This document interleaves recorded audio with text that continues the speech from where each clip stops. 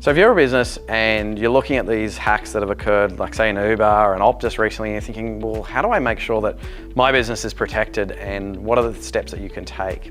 So here's a couple of quick tips. The first thing I would do is make sure that multi-factor authentication is enabled on every possible service that you're using that's particularly holding customer data. That's first thing number one. And I think you also want to make sure where possible you're using a USB hardware physical device for your authentication. There's a number of different devices that are available on the market.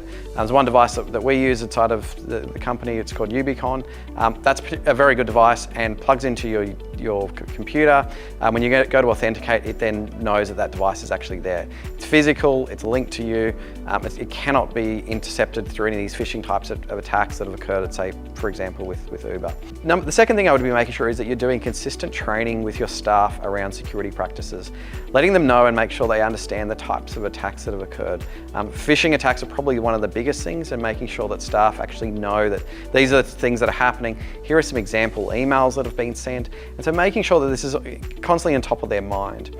We've gone a step further inside of our business, and we actually produced a site that actually looked like its own phishing attack, and we actually sent it to our staff to see how many of the staff would actually get captured by this. And there was more than one staff member actually entered in their details into this site, and so this allowed us to then provide further education to those staff members to really make sure that everyone actually understood the impacts of phishing type emails and also SMSs that are sent. The other third thing is that if you're developing software, you need to make sure that you're doing penetration testing.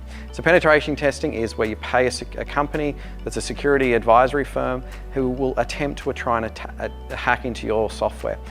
This is something that needs to be done on a regular basis, so it needs to be done at least quarterly, if not monthly.